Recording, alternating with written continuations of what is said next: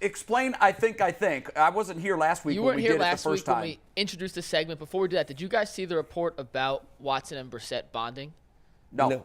Well, there was this report that came out this morning on Twitter that the two met up every morning since Watson has been allowed to rejoin the team, and they shared Built Bars together, and that has combined So that their would come love from right and corner. appreciation and respect for each other to an all-new level. Despite having $230 million guaranteed, Watson still uses promo code LOCKEDON15. You can't have enough money. So No, whenever cannot have you can enough save, money for Built you Bars. save. They're that good.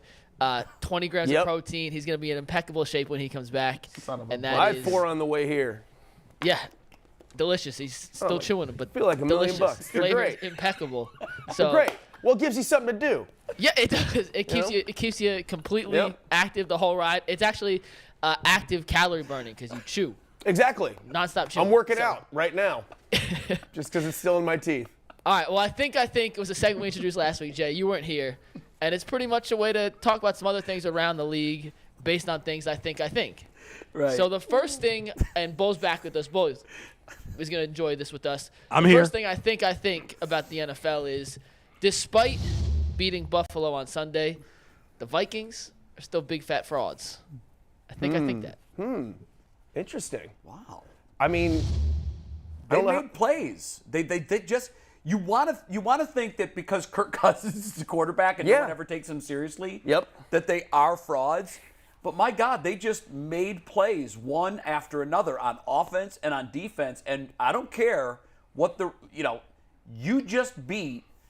I think the odds-on favorite to win the AFC. What stinks in their building? What stinks for him is it's only based on his history that people aren't excited about this team and about him right now. You're if right. he were a rookie quarterback that came out of nowhere and was performing like this and had this team performing at this level, we'd all be talking about this team like they were got the amazing. Kirk Cousins But baggage. he does, and unfortunately, he's going to end up like, look how far into the season we are, and we're still like, nah. And I get it, Nuggets, I really do. But he's got to win something before people are going to let him pass It took this. a miraculous one-handed 4th and 18 catch of the century by Justin Jefferson. An unreal fumble at the goal line. On the goal line to recover a touchdown. And then it took Josh Allen to revert back to 2018 Josh Allen down there to win that game. But you got to give them credit. I give them credit. They did all that stuff. I give them credit. I still think they're frauds. I have zero confidence that they can win a Super Bowl. The reason why they're not – see, people don't be understanding about football, right? Football, like when you play it, like there's this thing where – people will say, "Oh, well, you that was a fluke." No, none of that is a fluke. You need people on your team that rise to the occasion and make plays in crunch time. And you said like Justin Jefferson is not a stud. He's a stud. Oh, he's unbelievable. Dalvin Cook, he's amazing. Dalvin Cook is a stud. Right. Yes, he is. So when it ain't like they don't got ball players. Right. And I think a lot of what we do is we say, okay, well, Kirk Cousins not that good. Well, Kirk Cousins been throwing for 4,000 yards a long time. Yeah. And I could go back and I always say it.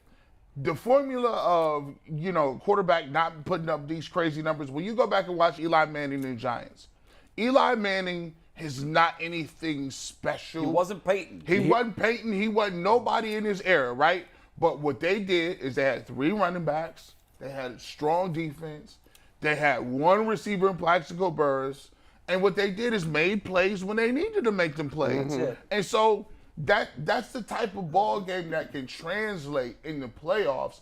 But people like points, flashy numbers, fantasy football with a lot of guys. But when you get to the playoffs, you can win a game by being solid. Yeah, I don't think they're going to the Super Bowl, but I think they're a very, very good team. They play the Cowboys this week, so we'll find out. Yeah, we will. Mike, what's up?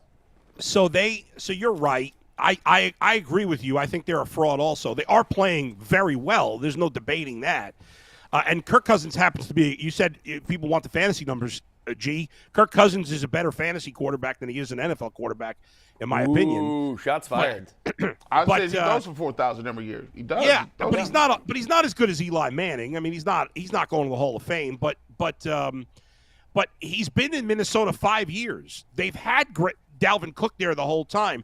They didn't have Jefferson the whole time, but before Jefferson, they had Diggs. So they've always had, and they've had Thielen the whole time. So he's had this excellent talent around him. Now their defense is playing better this year. they've also played an extremely favorable schedule. There's a great win over Buffalo. The rest of their wins are against bad quarterbacks mostly. I think the only other decent quarterback they beat was Kyler Murray. They beat the Dolphins in a game that Tua didn't play.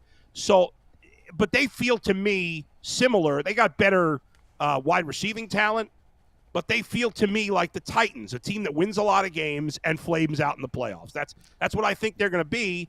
And Kirk Cousins has won one playoff game in his career. That's the baggage. And he's been in the league 10 years. So, until he proves it in the playoff. Like, Andy Dalton used to go to the playoffs every year, but nobody thought they were going to win. And the Bengals had some good seasons with Dalton. But I never thought they were going to win because I was like, well, Dalton's going to choke, and the team's going to choke when it matters. And the Vikings got to prove that in the playoffs. Regular season wins against these bad teams they beat generally are not going to change our opinion on it. But we do have, I think in the whole pantheon of things, I think this era is skewed a little bit because just like we look at the Jordan era, when Jordan won all those rings, we didn't say, oh, man, Patrick Ewing never won, Barkley never won, Karl Malone never won, John Stockton. You could go on and on and on and on. No, but that's not a good comparison. I'm not saying win a championship. I'm saying he's won one playoff game in 10 years. He's 10-18 career in primetime games. So what I'm saying to you is when you play in an era where you're playing with Tom Brady, and he done won how many Aaron Rodgers. And now the young guns. What does that have to do with winning one playoff game? Yeah.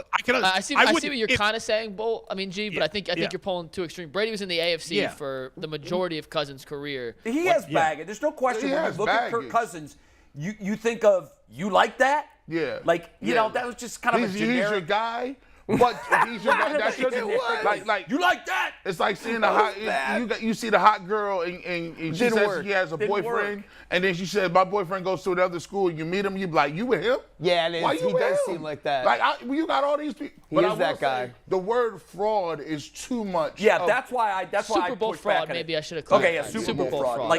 I don't think they're as good. Real quick, Kirk Cousins' numbers just for everybody: 7th in the league in passing yards, 9th in touchdowns. He's 30th in interceptions, and his total QBR, 21st in the league. So, based on that one metric, maybe not as great. We got 4 more to get through real quick. Yep. Let's get to the next thing. I think, and I'm pretty damn convinced of this one. Josh McDaniels is the worst head coach in the NFL. Yeah, right now. And I cannot believe that he got a vote of confidence from Mark Davis that he'll be the coach next year as well. What else was they're he gonna paying do? him so much money, Mikey. What else? They're paying him so much money. I never thought they should hire him in the first place. Yeah, I didn't either. I don't know why he had to get a second around. chance. It was so bad the first time around. Now, and it seems like only certain guys get a second chance. He's one of them. It's been a disaster. I still wouldn't fire him. As bad as it's been, I wouldn't fire him. I think firing coach after 1 year is generally stupid.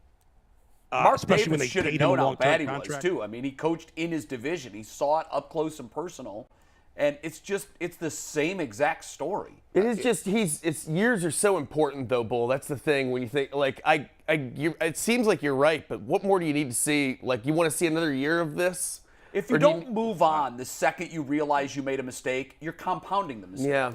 And that's why I don't know That's that Mark Davis clearly hasn't seen that it's the wrong move.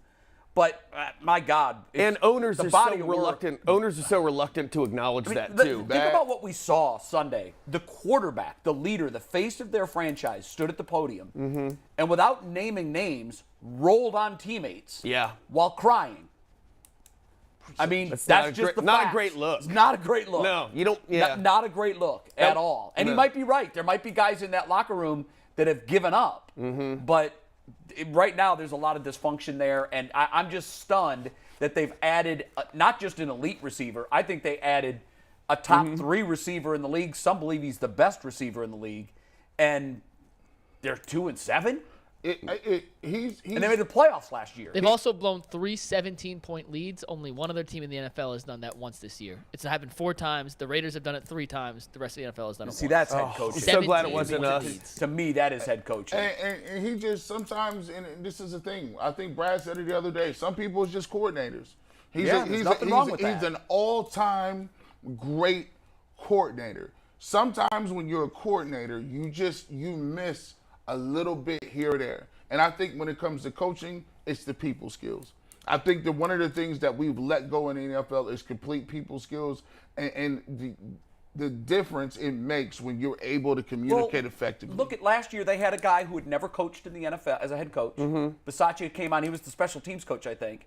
He came on, led them to the playoffs after the Gruden debacle. Right. And the team clearly rallied around this guy. Right. There was a love affair between the players and the coach. And that's why sometimes we talk about Kevin Stefanski and this CEO role that you have to kind of play. Yeah. You're the glue. You're supposed to be involved in everything, not micromanaging the offense. You're supposed to be involved in every facet, every relationship of the team. And when he didn't get the job and they went the traditional corporate, let's bring in this highly successful coordinator because that's what teams do, you're seeing that sometimes the NFL book is just wrong. It just you can't apply the book to every situation. They had something going. They had something special there last year at the end of the year when they came in and played their asses off for this guy and made the playoffs. And it's just like they added an all-world wide receiver and a new coach, and the whole thing is circling the drain already. Yep. And so that's why that position of getting the right coach that fits with that team is so imperative. What's your next Number 3? I think. We saw the Eagles lose last night. We saw the Colts win this weekend. So I think the Eagles are going to absolutely crush, smoke, batter, pick your adjective, the Colts on Sunday. The line's 6.5 right now. Is that in Indy? Lock of the century. It is in Indy. Yeah. And it's irrelevant where it is. It's the lock of the century. The Eagles are going to absolutely blow out the Colts. Coming off a loss, there's a little tape on Saturday and What that do you play guys think caller. about that? I mean, that seems pretty relevant, yeah. I don't know why you're so aggressive about it. I mean, you're just that confident in the fact that... Yeah, when you say I think they're going to absolutely blow them out, that's not I think. That's true. That's actually true. That's a definitive. They're going to kick That's their... less I think, and more of it's going to happen. Yeah. And everybody thinks that, no? They're a huge favorite. No. They are. No. I don't agree with that. See, there's a couple things where this is a setup game. So one of the things that you watch that First game. of all, short week. The Eagles didn't run the ball well. They got the ball ran on them, and they had turnovers. So that means, and anytime I start to see you lining up and you're doing a bunch of like quarterback sneak stuff, and Jalen Hurts was doing that last game and he's successful with it, it tells me you need to do that because you can't do it another way. That's cute in the first half of the season, but I don't like to see that in November. I need to see you moving on all directions. And what's going to happen is now that they see that on tape, guess what Indianapolis is going to do? They're feeling good about themselves. They won a game. When everybody... Did you see the post-game locker room? When everybody... It was awesome. It was awesome. And what I talked about with Bisaccia last year with the Raiders, when he said, enjoy Monday off, because it's a victory, Victory Monday. There's no prep. We'll see you Wednesday.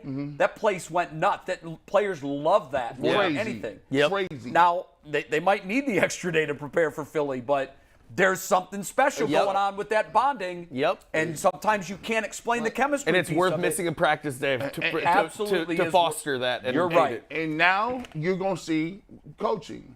Do you have your team in Philadelphia able to be motivated and go out and play angry, mad, and get back on track? Yeah. And if you're a coach on the other side, can you bottle that energy? Can you get that synergy to work and get guys believing? Because guess what? They're going to be playing more invigorated than they did. If you're hurt, you don't feel it this week because you got to win. Everybody was talking crazy about you, and look what you did. Yeah. I think this sets up for a much closer game than meets Trap the eye. game, you think? Yeah, meets the eye. Not a chance. All right. Guys, I think the Eagles are going to win by 20.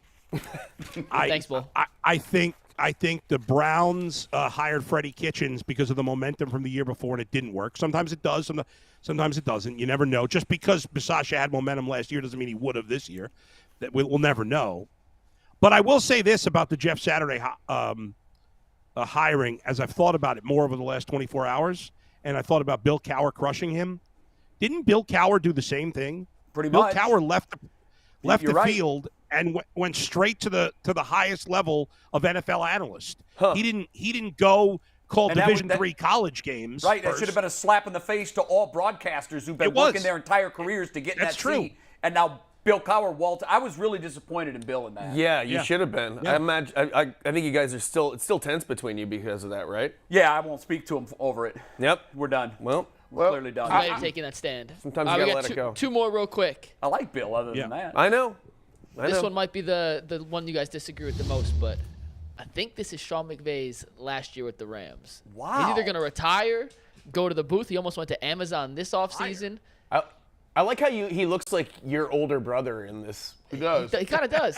He could be a Lucas. Yeah, he could totally. Or I could be a McVay if he wants to give me some of his Amazon Or he could money be he's a gonna get. McNuggets. Like, he's way too intense with you as an older brother, gives you noogies all the time, stuff like that. I can see it. So in other words, he's a John D-bag. Gruden, it would be sort of like the John Gruden path.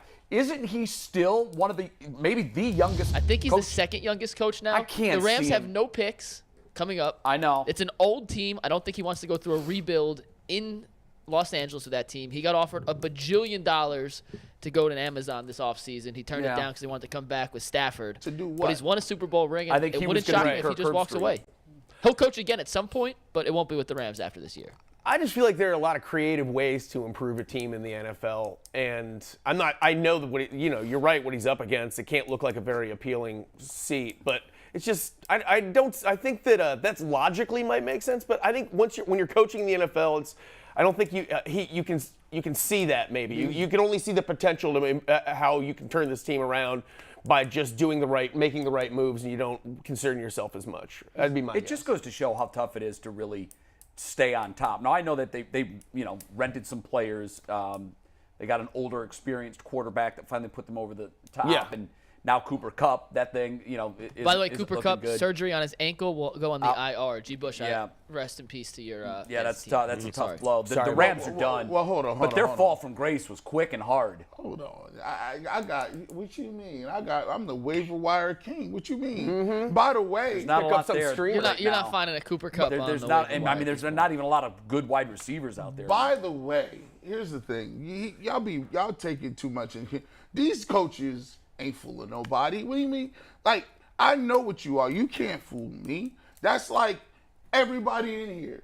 If they told us to go home today, that's like y'all gonna be like, well, I'm just gonna ride off in the sunset. No, the hell you ain't. You gonna be on the internet. Yeah. You gonna have a podcast. You gonna do something with a buddy somewhere, or you just gonna sit around and talk about sports all day. Yeah, you got a beast in you. You are who you are. Yep. That's it. Yeah. McVay will leave for maybe a year, but if you think you're gonna be with Amazon or you want to do some philanthropy work, stop it. Hey, I didn't say that. I said 1 year. He's going to take a year off, then he'll find a new job. No, I But think McNugget's statement was, and it's not really outlandish, is that this will be his last year with the Rams. Yeah, with that's the Rams. hold on.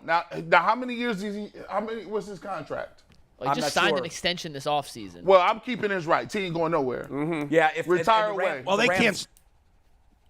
They could stop him from going to another team, guys, Yes, but not yes, they for could. going to He TV. signed an extension through 2026. Oh, it's a wrap. I got my years. You're not going anywhere. You're gonna be right He's still like your gone. boy Sean Payton. Yeah. Yeah, I got them rights. You ain't going nowhere. And